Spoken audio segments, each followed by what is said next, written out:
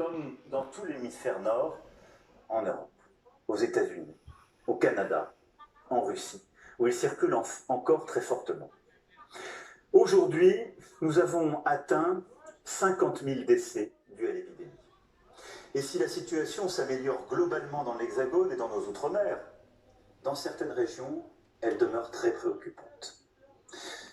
Nous avons encore devant nous plusieurs semaines pour atteindre les objectifs que j'avais fixés qui permettent de contrôler l'épidémie et donc de stabiliser le nombre de contaminations autour de 5000 personnes par jour et d'avoir entre 2500 à 3000 personnes en lit de réanimation. Aussi, je m'adresse à vous ce soir pour vous dire qu'il nous faut poursuivre nos efforts. Quels sont nos objectifs ? Sauver des vies au maximum, maîtriser l'épidémie, tout en prenant en compte à chaque fois au mieux les autres malades, l'isolement de certains, notre économie et ce qui fait la vie. L'éducation, la culture, le sport, notre art de vivre. Adapter la réponse au territoire, en particulier pour nos outre-mer, où des plans spécifiques par territoire seront prévus. Pour ce faire, il nous faut continuer pendant plusieurs semaines à éviter nombre d'activités dans des lieux clos qui accélèrent la diffusion du virus et limiter au maximum les rassemblements. À partir de là, je veux pouvoir ce soir nous fixer un cap, un calendrier et esquisser des perspectives. Une nouvelle étape s'ouvrira à partir du samedi 28 novembre matin. Il y a d'abord ce qui ne va pas changer. Le confinement adapté et donc le système de l'attestation resteront en vigueur car c'est ce qui nous a permis d'obtenir ces bons résultats. Il faudra donc continuer à rester chez soi, à télétravailler quand cela est possible, à renoncer aux réunions privées, aux rassemblements familiaux et à tous les déplacements non nécessaires. Mais dès samedi prochain matin, plusieurs changements seront réalité. D'abord, les déplacements pour motif de promenade ou activité physique en extérieur seront désormais permis dans un rayon de 20 km et pour 3 heures. Les activités extrascolaires en plein air seront à nouveau autorisées. Pour les cultes, les offices seront à nouveau permis dans la stricte limite de 30 personnes. Enfin, et je sais combien l'attente est grande et combien cela participe à notre quotidien, à la vie de nos centres-villes, de nos centres-bourgs, enfin donc, tous les commerces pourront rouvrir et les services à domicile reprendre, mais dans le cadre d'un protocole sanitaire strict qui a été négocié avec l'ensemble des professionnels que je veux ici remercier.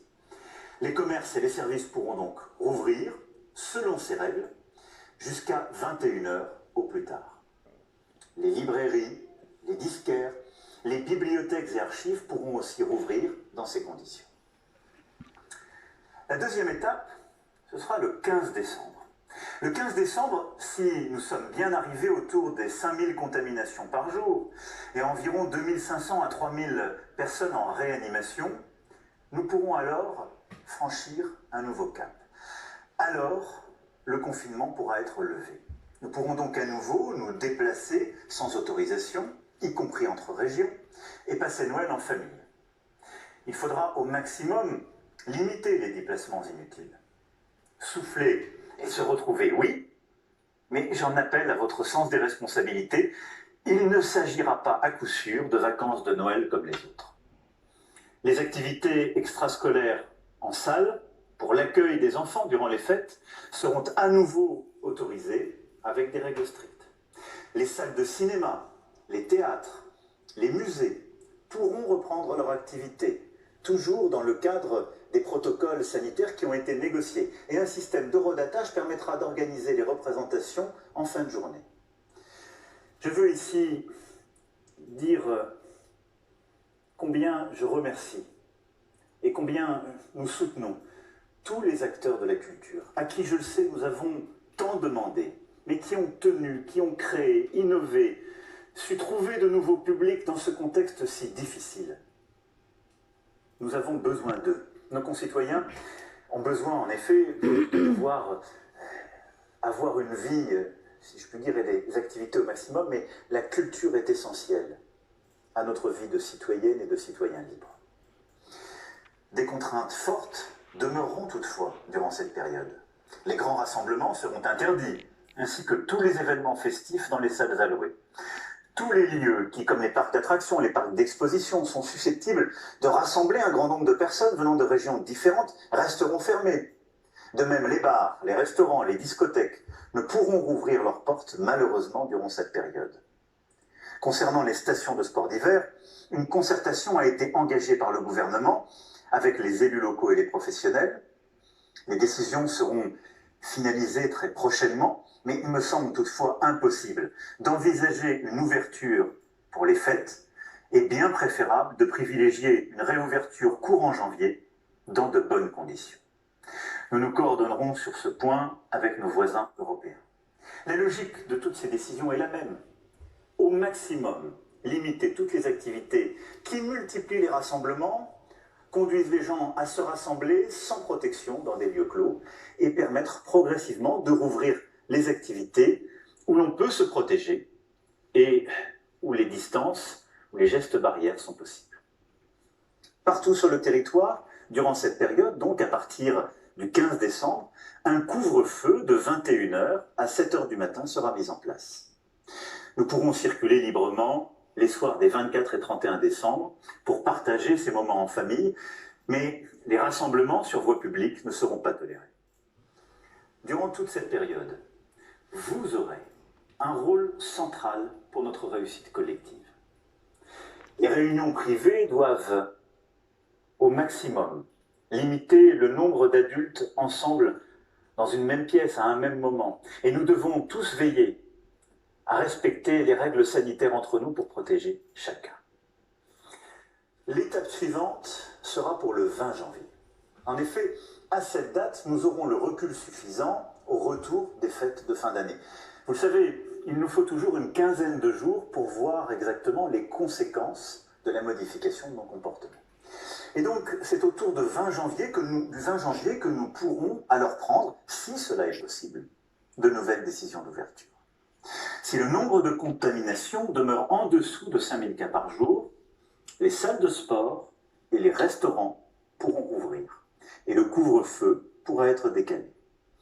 Les lycées, qui bien souvent aujourd'hui fonctionnent par demi-classe, pourront à ce moment-là être pleinement rouverts avec la totalité des élèves présents durant les cours.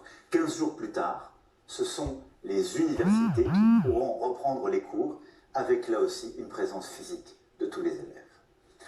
Nous ferons ainsi le point tous les 15 jours sur la situation sanitaire et déciderons alors si nous pouvons prendre des mesures supplémentaires d'ouverture ou si, au contraire, il nous faut revenir en arrière pour prévenir tout nouvel emballement de la propagation du virus.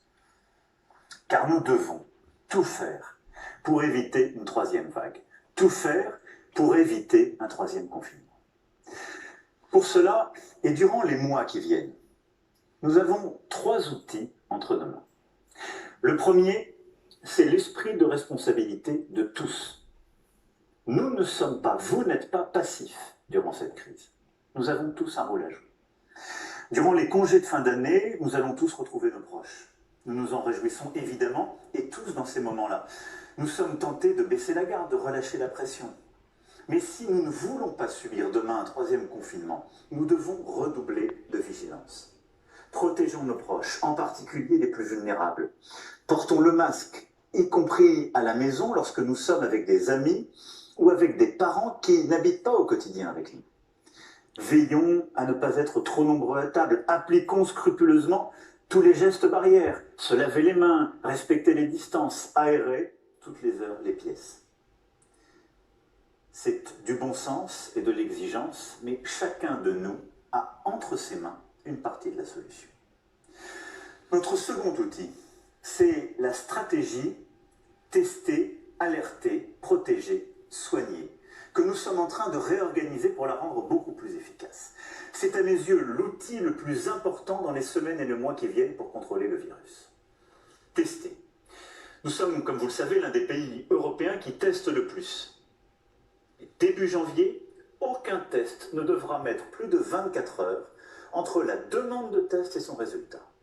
Ce sera vrai des tests PCR que nous continuerons de déployer. Quant aux tests antigéniques, qui permettent d'obtenir un résultat en moins de 30 minutes. Ils seront utilisés massivement, en particulier pour les personnes qui ont des symptômes, ou lorsqu'il faut dépister rapidement, par exemple dans une école ou dans une maison de retraite. En la matière, les innovations continuent de se poursuivre et permettront, je l'espère, de faire encore mieux et plus simplement. Alerter. Nous devons, dans les prochaines semaines, améliorer notre organisation afin de casser beaucoup plus rapidement les chaînes de contamination à la racine, en identifiant plus complètement l'ensemble de ce qu'on appelle les cas contacts, c'est-à-dire toutes celles et ceux qui ont été exposés à quelqu'un qui a la Covid-19.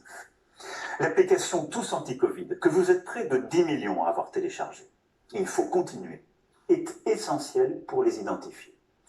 Utilisons-la au maximum dans les commerces et lorsqu'ils ouvriront, dans les restaurants, dans les lieux de culture, partout où nous nous rassemblons. Elle est une aide précieuse pour appuyer l'assurance maladie. D'ores et déjà, plus de 10 000 personnes appellent chaque jour les cas contacts. Et nous allons continuer de former, d'engager de nouveaux volontaires pour encore nous améliorer. Protéger. Je souhaite que le gouvernement et le Parlement prévoient les conditions pour s'assurer de l'isolement des personnes contaminées, y compris de manière plus contraignante. Un vrai débat démocratique doit se tenir. Mais si nous voulons éviter un confinement, nous devons être plus contraignants à l'égard de celles et ceux qui ont le virus. Ces personnes seront accompagnées sur le plan matériel, sanitaire, psychologique. Cette nouvelle stratégie associera, outre les services de l'État, les maires et leurs services, comme les associations concernées. Soigner, traiter. Beaucoup de progrès ont été faits